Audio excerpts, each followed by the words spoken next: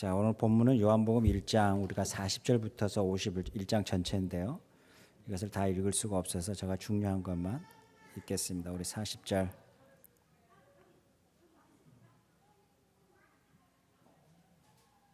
(40절과 41절) 그 다음 계속적으로 우리 말씀 보면서 또 하겠습니다. 같이 읽겠습니다. 40절과 41절. 요한의 말을 듣고 예수를 따라간 두 사람 가운데 한 사람은 시몬 베드로의 형제 안드레이니라. 이 사람은 먼저 자기 형 시몬을 만나서 말하였다. 우리가 메시아를 만났소. 메시아는 곧 그리스도의 말이다. 아멘. 자, 우리가 이제 세례 요한의 제자들이 예수님을 따라가는 이야기, 그리고 예수님을 따라가서 하룻밤 그들이 머물고 있으면서 어떤 터닝 포인트가 있었는지는 그날 밤에는 모르지만, 그렇지만 그들이 와서 우리가 메시아를 만났소라고 이야기하면서 불완전하지만 전도하는 이야기. 자, 이런 이야기가 지금 이제 40절부터 42절, 43절, 그 다음에 이제 빌립이 나오고, 그 다음에 나다니엘이 나오고, 이제 이렇게 계속적으로 됩니다. 자, 여기에 보면 우리가 좀 잊지 말아야 될 게 뭐냐면, 세례 요한은요, 세례 요한과 그의 제자들과 분명히 분리되는 게, 세례 요한은 예수님이 누구인지를 확인했잖아요. 하늘에서 성령이 임하시고 비둘기같이 임하시고, 그리고 자기에게 세례를 주라고 하시는 분이 어떤 사람이 메시아인가에 대해서 명확하게 말씀하셨기 때문에 세례 요한은 예수님을 보고 확신을 했잖아요. 그죠? 그와 반면에 그것을 보지 못한 제자들은 당연히 불확실한 거죠. 그러니까 불완전한 믿음인 거죠, 그들은. 자, 그러한 가운데 세례 요한이 이야기를 하고, 그 세례 요한의 이야기를 듣고, 어린 양이라는 이야기를 듣고 예수를 따르기를 시작합니다. 자, 이때 예수를 따르는 제자들과 예수님을 따르는 세례 요한의 제자들과 세례 요한과에 봤을 때 예수님에 대한 믿음은 둘 사이에 차이가 있겠어요, 없겠어요? 당연히 차이가 있겠죠. 세례 요한은 확신을 가지고 있었겠죠. 그리고 그것을 눈으로 확인했죠. 그래서 그것을 어린 양이라고도 표현을 했죠. 그리고 저분이 바로 우리의 죄를 짊어지고 가실 어린 양이다라고 이야기를 하죠. 그것은 불확실한 것이 아니라 확실히 그것은 확인했고 알기 때문에 가능한 거죠. 그와 반면에 세례 요한을 따르는 제자들은 누군가를 기다리고 있죠. 메시아를 기다리고 있는 문화였죠. 그 가운데 그들이 예수를 따랐을 때도 예수에 대해서 확신이 없이 조금 그의 선생이 이야기하기에 그 예수를 따르기 시작을 합니다. 그리고 하룻밤 있고, 그 하룻밤 있고 난 다음에 그의 제자들이 이제는 뭐예요?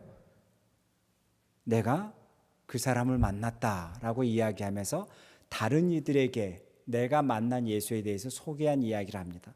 자, 이 본문을 보면서 이런 갈등 생기지 않아요? 이들이 정말 예수를 메시아로 믿었을까? 예수를 정말로 완전히 믿었을까? 완전히 믿었기에 다른 이들에게도 소개하고, 시몬에게도 소개하고, 나다니엘에게도 소개하고, 다른 이들에게도 소개할 만큼 자기들이 확신이 있었을까? 그 확신이 있어서 그들이 예수를 소개하고 예수를 따랐을까라는 부분이죠. 자, 이 부분 속에서 우리가 좀 고민해야 될 부분은 이제 우리의 교육의 환경과 성경에서 기록되어 있는 히브리 문명과 히브리 역사와 히브리 가치관 속에서 나오는 그 기록의 방향과 조금 우리가 한번 점검해 봤으면 좋겠다라는 거예요. 세례 요한은 분명히 믿었겠지요. 그는 눈으로 확인했으니까요. 그리고 확증했으니까요. 그와 반면에 그의 제자들은 그가 정말 믿을 만한 어떤 확증의 사건이 있었을까요? 어떤 확증에 대한 어떤 일이 있었을까요? 그게 아니었잖아요. 그런데 따르기 시작을 합니다. 그리고 하룻밤 머물고 난 다음에 그들이 내가 만났다라고 이야기합니다. 예수를 보았다라고 이야기를 합니다. 그런 가운데 이제는 계속적으로 예수를 따르는 무리들이 생깁니다. 그리고 2장으로 넘어오면 이제 기적의 사건들이 벌어집니다. 자, 이 가운데에 정말로 그들이 예수를 메시아를 믿었을까? 그리고 예수를 정말 그들이 믿고 가는 믿음이 있었을까? 자, 이 부분에 대한 우리들의 딜레마가 생깁니다. 우리가 생각하는 믿음이 뭔지, 저와 여러분이 생각하고 있는 믿음이 뭔지, 그리고 이 유럽의 문명 속에 살고 있는 믿음이라고 했을 때 그 믿음이 뭔지, I'm believe다 했을 때 그 believe라는 의미가 뭔지, 그 의미는 히브리에서 말하고 있는 크레도라는 그 말하고 의미하고는 너무나 다르단 말이죠. 우리가 영어 성경이나 뭐 NIV나 보면은 우리가 많이 이야기했을 때 단어들이 I'm believe라고 했을 때 영어에서 믿는다라고 하는 의미는 뭔 것 같아요? 견고하다, 확신한다 그런 의미가 아니라 거기서 믿는다라는 의미는 어떤 의미, 다른 의미, 어떤 의미를 가지고 있을까? 이제 이거에 대한 고민을 빠지는 거죠. 영어 성경에서 생각해서 영어 성경에서 이야기했을 때 I'm believe라는 이야기는 이런 의미로 해석이 되죠. 그렇게 여긴다, 그렇게 생각한다, 그렇게 여기고 있다. 뭐 이렇게 의미로도 여러 가지로 과거형이나 뭐 이런 식으로 여러 가지 해석할 수 있죠. 그와 반면에 히브리 민족이 가지고 있는 믿는다라는 의미는 견고하다 라는 의미인 거죠. 신뢰 속에서 계속적으로 견고하다. 그래서 제가 거기에 보면은 이사야서를 하나 써놨죠. 이사야 7장 9절에 보면 이렇게 나와 있네요. 하반절을 한번 볼까요? 만일 너희가 굳게 믿지 아니하면 너희는 굳게 서지 못하리라라고 하는 거죠. 자, 히브리 민족에서 히브리에서 이야기하고 있는 믿는다라고 하는 것은 굳게 혹은 견고하다. 이게 다르죠. 영어의 의미하고는 너무나 다르게 이야기하죠. 그래서 믿음이라는 이 부분은 성경에서는 계속 구약 성경에서는 우리에게 스토리로 이야기를 해줍니다. 이것이 아브라함의 스토리가 이야기됐고 광야에서 이스라엘 백성들의 스토리가 이야기가 되고 그 다음에 욥기에서 욥의 스토리가 이야기가 되고 그래서 믿음이 계속적으로 이야기가 됩니다. 그 이야기는 뭐냐면 믿음은 처음에 출발이 내가 그것을 확신했다라고 하는 것으로 출발되는 것이 아니라 처음에 출발은 불완전한 것으로 출발이 됩니다. 우리의 신앙이 그렇지 않아요? 처음에는 불완전한으로 출발이 됐죠. 그것을 우리가 대표적인 스토리가 바로 뭐예요? 창세기 12장부터서 출발된 아브라함의 이야기겠죠. 아브라함의 이야기가 얼마나 불완전한 이야기로 출발됩니까?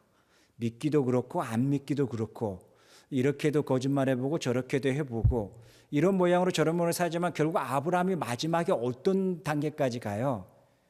이삭을 바치는 단계가 나오잖아요. 그것은 이것을 이제는 우리가 히브리적으로 한번 사고를 한번 해보자라는 거예요. 처음에는 불완전한 것으로 출발된 것이 나중에 견고해지죠.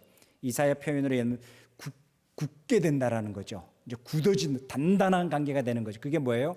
신뢰가 점점점 깊어지고 더 넓어지고 그래서 나중에 의뢰와 신뢰가 깊어지다 보니까 나중에 어디까지 가요?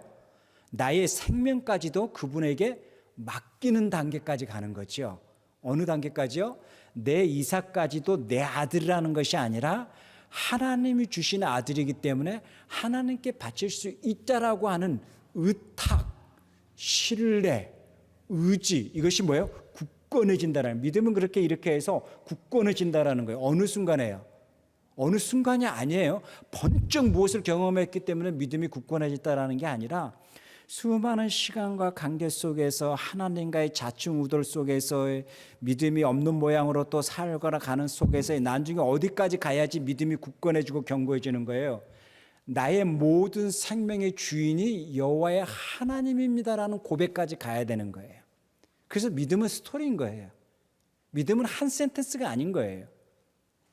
밖에서 우리가 알잖아요. 나 믿음 없는 행동 알고 있잖아요. 말을 안 꺼내서 하고 있지.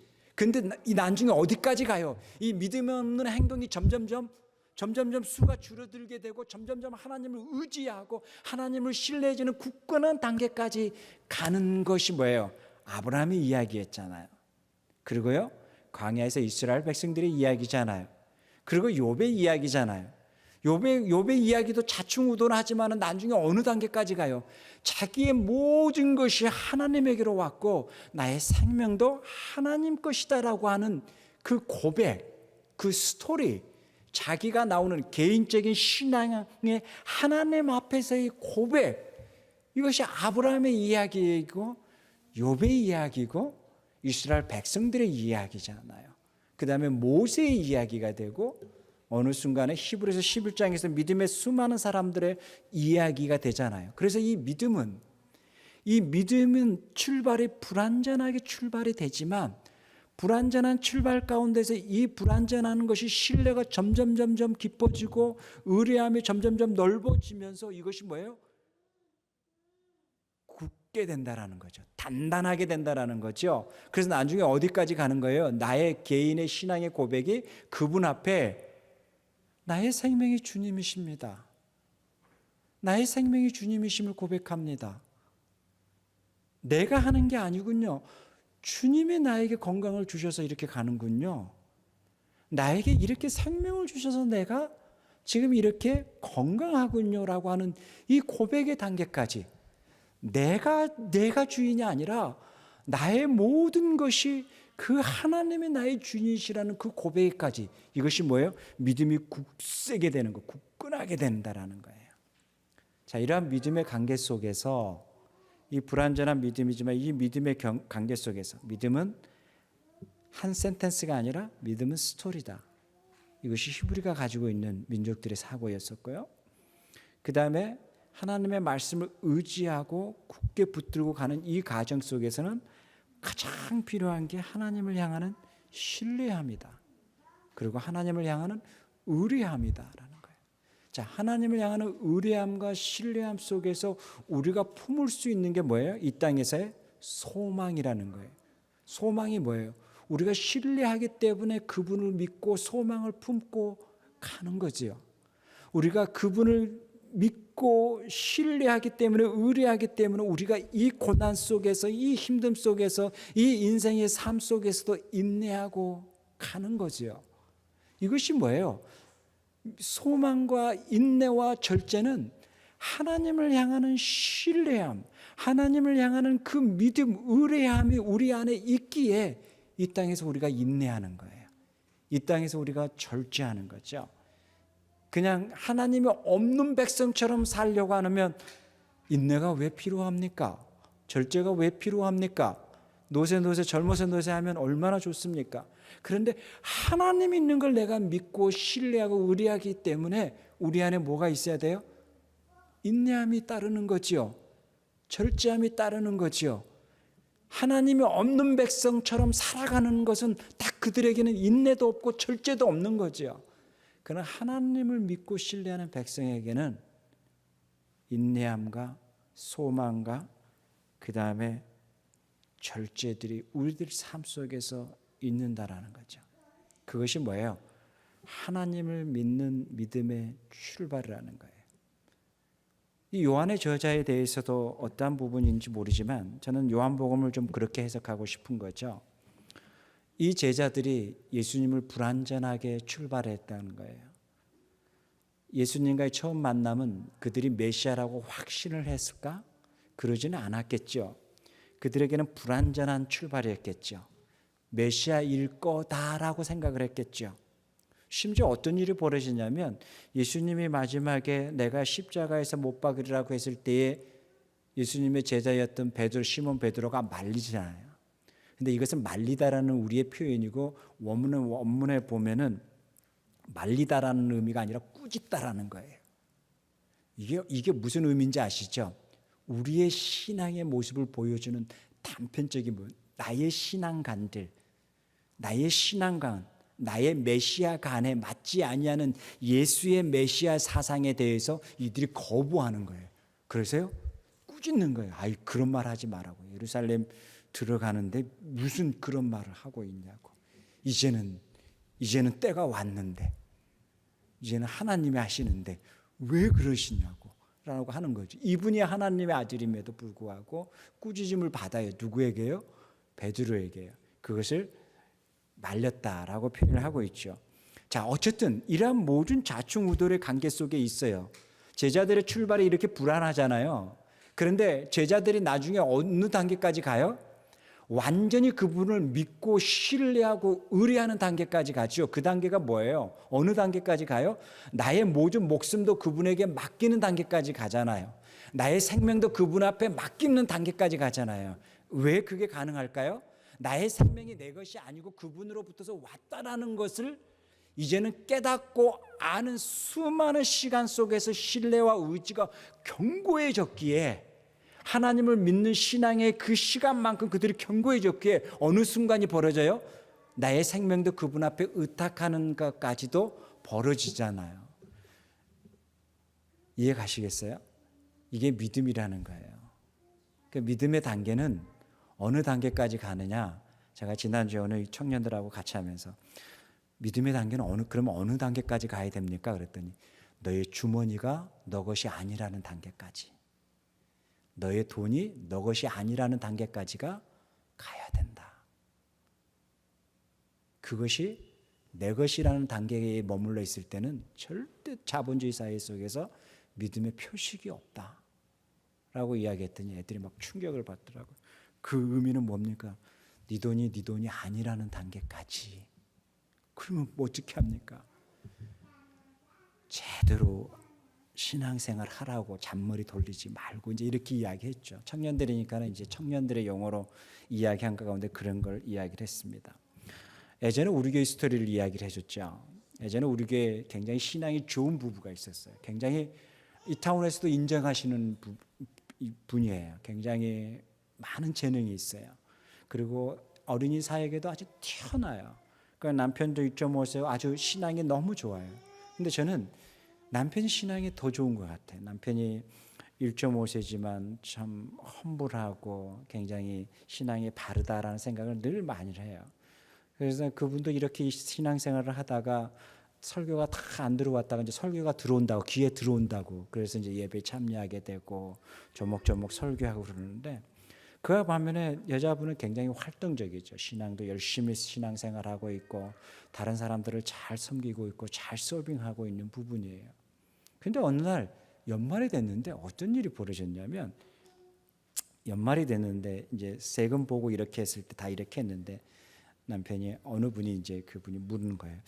저희가 더 많이 했는데 왜 이거밖에 안 됐죠? 라는 스토리가 이제 나오는 거죠.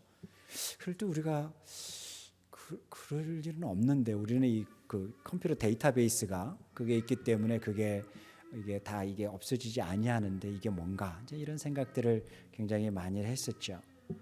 근데 이제 나중에 이제 그 상황이 어떤 상황인지는 본인은 이제 본인에게는 제가 설명을 못했지만 이제 알고 있었죠. 그래서 미안하지만 거기에 또 가정의 평화를 위해서 거기에 맞게끔 또 해줄 수밖에 없어서, 또 가정의 평화를 위해서 그렇게 또 해야 되겠다 일주일 동안 고민하다 결국은 이제 그렇게 했었죠.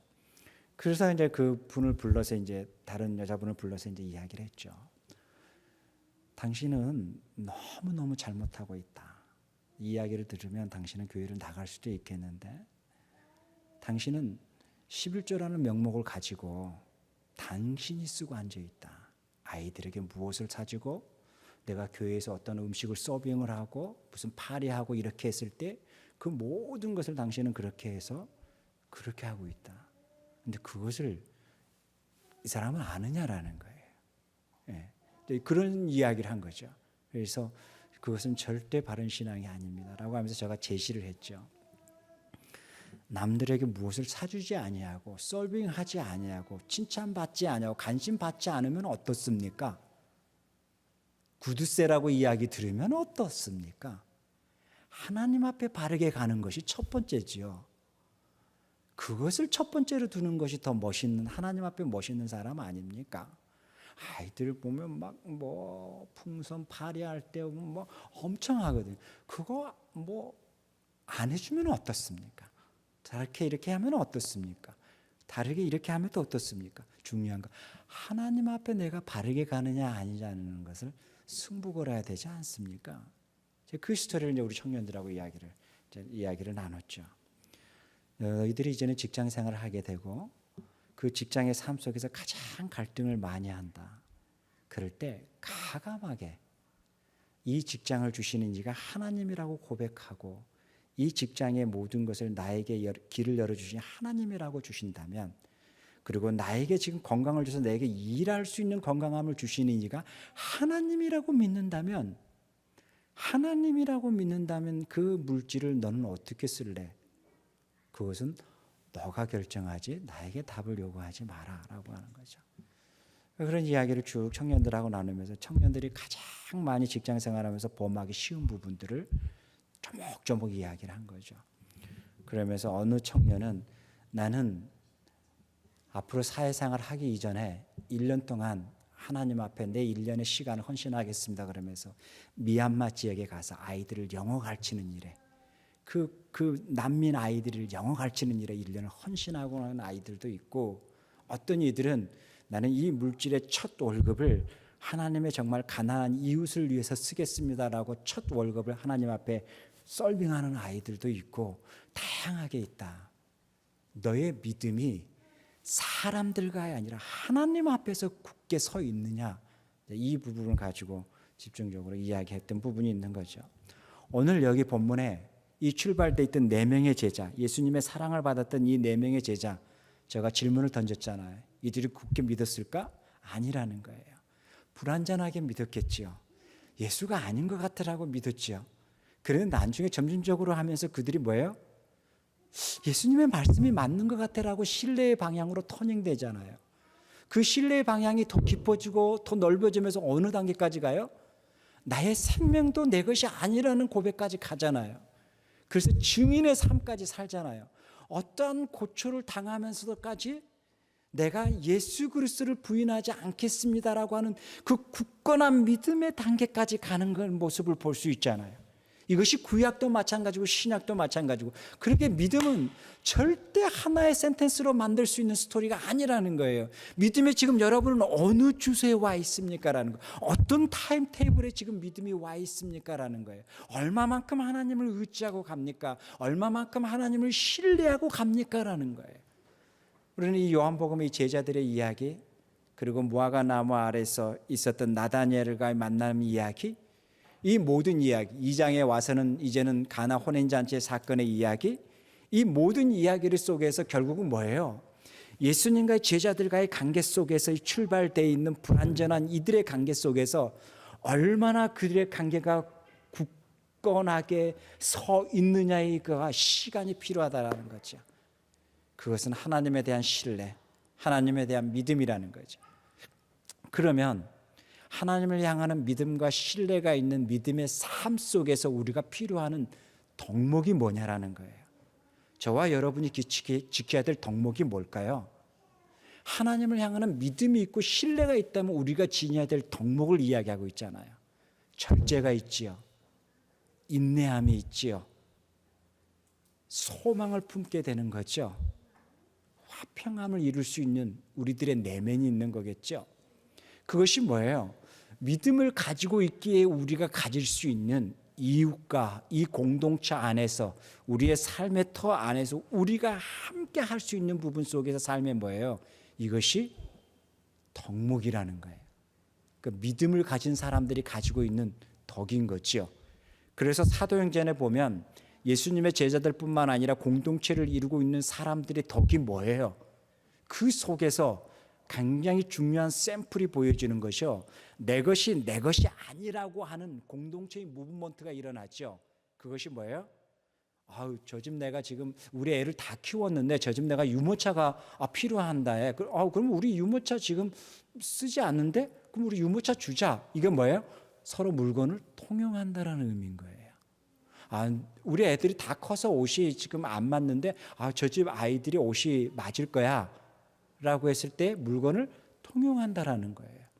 공동체가 이제 그렇게 바뀌어지는 거죠. 서로가 필요한 것들을 채워가는 거, 서로가 필요한 것들을 채워가는 거. 자, 이것을 영적인 부분을 해석하면 어떻게 될까요?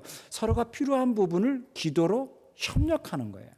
같은 공간에 있을 때는 물건을 통용하지만 같은 공간이 아닌 지역이 다른 지역에 있으면 통용할 수 있는 게 뭘까요? 기도겠지요. 그들의 가정의 문제, 삶의 문제들을 기도하는 거겠죠. 그것이 뭐예요? 하나님을 완전히 믿고 신뢰하는 공동체 속에서 나오는 그들의 덕목이 되는 거예요. 그러니까 믿음의 공동체, 믿음의 사람들이 가지고 있는 덕목이 그러한 모습이라는 거예요.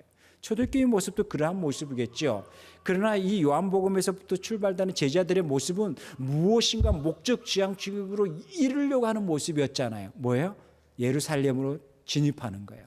우리도 이제는 변방에 있지 아니하고 메인 스트립에 진입하는 거야. 우리도 변방에 갈릴리에 있지 아니하고, 우리도 이제는 가나에 있지 아니하고, 베세다 지역에 머물러 있지 아니하고, 사마리아 지역에 머물러 있지 아니하고, 우리도 메인 주리에 있는 예루살렘의 성전에서 예루살렘을 향해서 갈 수 있는 그러한 것을 꿈꾸는 그룹일 수도 있겠죠. 목적지향적일 수도 있겠죠.